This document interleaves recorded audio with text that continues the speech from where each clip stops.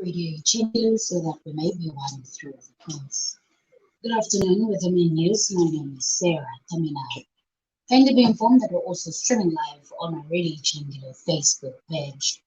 The headlines: over 4,000 COVID new infections recorded in the last 24 hours. Address illegal water connections, plus Green Buffaloes face Lusaka Dynamos as First Super Division enters the second round. And now the news in detail. The country has in the last 24 hours recorded 4,189 new COVID-19 infections from 13,986 tests conducted countrywide. Speaking in a live briefing with the media and the nation at ZNBC Keto Studios this morning, Health Minister Sylvia Musebo said the results shows a national positivity rate of 30%. Ms. Musebo said currently the country has 32,739 active cases, of which 305 accounts for admissions, with 113 on oxygen therapy, while 18 are classified as critically ill. The minister, however, bemoaned the continued laxity among members of the public in adhering to COVID-19 measures. And Ms. Musebo has assured Zambians that she will ensure transparency and accountability is upheld in the procurement system at the Ministry of Health.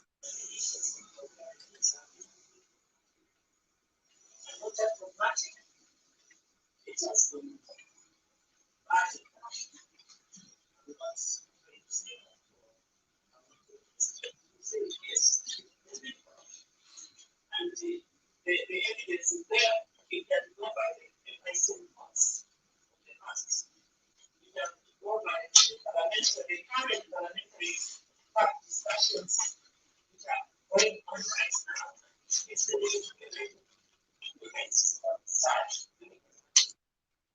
Earlier, Copperbelt Health Director Dr. Robert Zulu revealed that the province has 64 COVID admissions, from which only 4 have been vaccinated.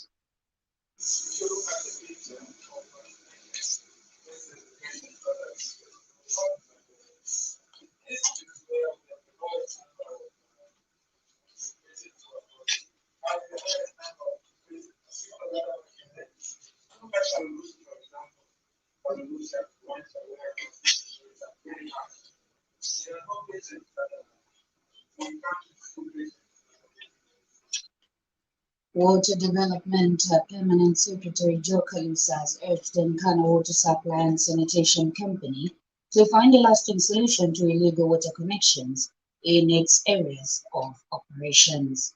Speaking when he visited the company premises today, Mr. Kalusa observed that through enhanced awareness, the vice can be dealt with effectively. He has since urged Nkana Water to raise awareness on the effects of illegal water connections and investigate the matter. Illegal connections, let's try to improve in this area, and let's come up with strategies so that we just don't have this illegal connection. Usually this practice is done by all members of staff who just collaborate with the customers. The practice is rampant. Later, Mr. Kalusa also toured Nkana Water Bulangililo Treatment Plant and Chipata Compound, where he held the water utility for completing the installation of individual prepaid water meters. With technology, we are managing this kind of sanitation services. What we are seeing here, I think Nkana Water Sanitation Company is a great job.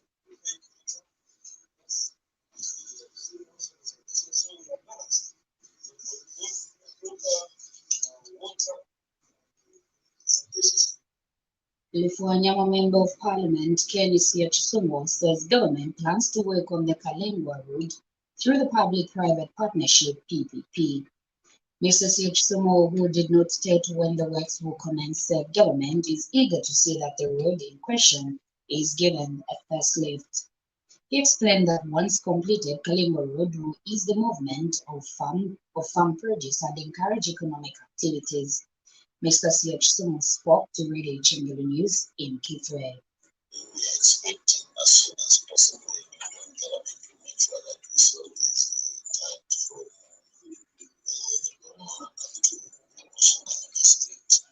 but we are very, very sure because the Minister of Infrastructure has already promised us that there will be perfect partnership which is going to be done. And as a first step, we are so excited because that road is main road which the farmers are using, even the poor mining farmers for their mining activities. Now, once that road is done, it makes it to the farmers and the miners who are coming to do some mining activities there.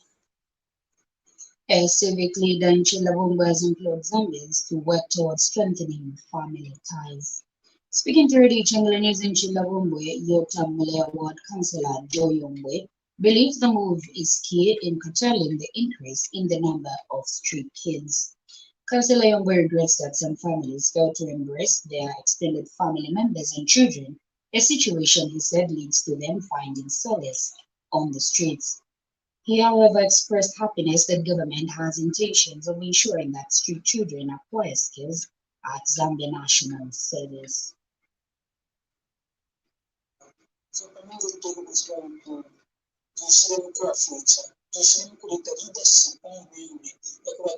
have to be human beings that are caring, that are passionate about the cause of others, that which was going to be done. How about to put you on the one thing for that was from Ghana? That is what we're doing this number. It's what we're process of to go over to. Let's treat around to a lot of money from over at the Kano, the one who to photo of Mananga, to other church.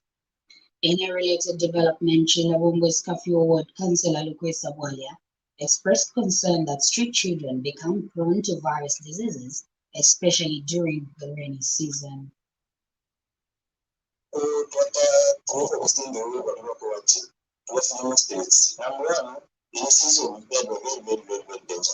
a rainy season where we expect a lot of disease, cholera, dysentery, and so on and so forth. So it is our mandate as civic leaders to find ways and ways of at least trying to secure the lives of these people. As you already put it at national community, COVID is something that is very worrying, and it is bringing a lot of families in situations where we are even getting family that will be at the end of the day. So, among our former councillors, my own civic leaders are in Chilabumbu. That's why we are teaching the second tower and the system we are saying that the film street to our tour and munching the new one, munching the tour of tour and munching conducive. And when one cara, one of them took the room, one of them took some of the room, one of them took the Well wishers have donated assorted clothes and a wheelchair to the needy in Kitwe's Wangocha and Wilangililo areas. The donations has been made by Radio Chingulu on behalf of the well wishers. Nchibunya Mchimba reports that one of the beneficiaries is a girl named Agnes who has been living with disability. Well wishers have donated assorted clothes and a wheelchair to selected families in Kitwe's Wangocha and Wilangililo areas. The Bible says, "I was naked, you gave me clothes." This is what these well wishers have done to the families of Wangocha and Wilangililo areas in Kitwe. One of the beneficiaries is a young girl named Agnes, who has been living with disabilities. She stays in Wangocha across the Kafue River.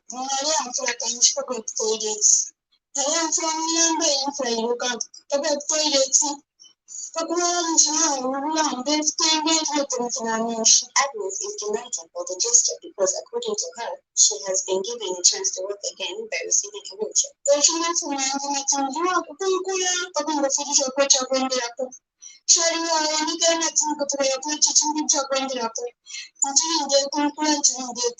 She shares with this reporter her small business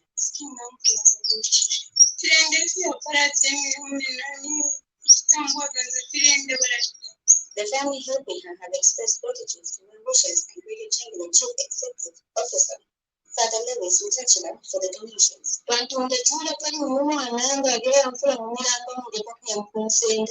Naomba ndio kutotela sana tukungapiga chicho tutatero kutotela kanyuma tupoye mtopale sababu chipo. Ikuta tunakwambia cha kumtela yoma lesa mkacha kamu kwa mtela makano. Lesa mipale. Niba sister wandi wajika for years and much time. If you want to start to multiple goals. Other beneficiaries spoken to described the donation as a miracle, saying God works in mysterious ways. Then totela sana waleta tuwe mule mwambia chino. Batumulea kuisha wala ndaba likana uyu tima uyu ni mwakwata so mwaka funyapo sasa kekele sasa katano kalenga funya sasa ndaba so na tokesa.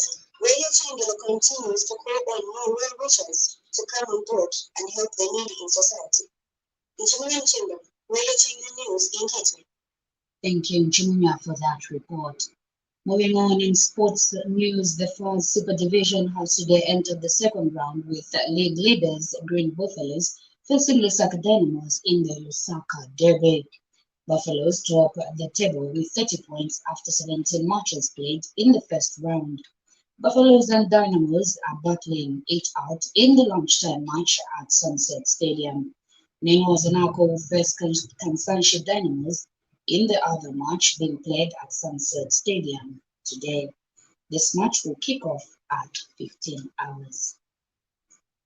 This news broadcast comes to you in the community service of reaching with compliments of Moose Milling. And now international news as monitored from the BBC. President Kasim Jomart Tokayev of Kazakhstan has said order has been largely restored to the country after days of protests. Mr. Tokayev said he had authorized the armed forces to fire without warning on those he called terrorists. The BBC's Abdul Jalil Abdurasulov is in the main city, Almaty. Some of the biggest clashes took place here at the former presidential residence and the mayor's office. The buildings were burned down, and you can see here all these cars were also set on fire. And it's the fire, you can see here again the shot, but maybe it's the military and police officers are firing into the air to warn people not to approach the square because they closed the square in order to prevent people from gathering. It's still not clear who those people who clashed with police forces are. Protesters say that their movement is peaceful and it was the authorities who provoked the violence. We haven't seen any signs of protests taking place in Almaty today, but we cannot say that it's quiet because we heard shooting and some explosions. Earlier today, when we drove past, we saw some dead bodies inside cars. Maybe these people tried to storm in and drive through the police cordon during the clashes, or maybe they were simply caught up during the standoff. Dozens of people are reported to have been killed by gunmen in Zamfara state in northwest Nigeria. Estimates of the number of casualties vary between 60 and 200, Prezonuka reports. This appears to be one of the biggest attacks by gunmen on villages in Zamfara in recent months. Some residents told the BBC that a large group of bandits on motorbikes attacked their communities, shooting indiscriminately and setting houses on fire. The raids were said to have started on Tuesday night and continued until Wednesday, with the gunmen moving from one village to another. Local media report that the gunmen appeared to be fleeing west to escape an advance by Nigerian troops. Hundreds of people are reported to be fleeing to Ankara, one of the main towns in the area. South Korea has questions North Korea's claims to have successfully launched a hypersonic missile earlier this week. Here's Celia Hatton. North Korea says its missile launch on Wednesday went as planned, with the missile precisely hitting its target. South Korea's defense ministry says it's exaggerating its progress. It found the missile had traveled a shorter distance and demonstrated less maneuverability than indicated by the North. Military analysts in the U.S. agreed that the North Korean missile reached a hypersonic speed, but they say that capability is shared by other ballistic missiles and does not imply a significant new gain. As we end the main news bulletin, we'll take a look at some of the stories making headlines again. Over 4,000 COVID new infections recorded in the last 24 hours. Address illegal water connections. Plus, Green Buffaloes face Lusaka Dynamos as Fast Super Division enters the second round. Friends, for these and more stories, do remember to like the Radio Chengilo Facebook page.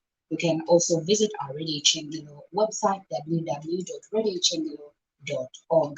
Do remember to play a part in the fight against the coronavirus pandemic by adhering to safety guidelines. On behalf of the entire news team and Constance Kalunga, the sound technician on duty, my name is Sarah Tamina. Thank you so much and have a blessed Friday.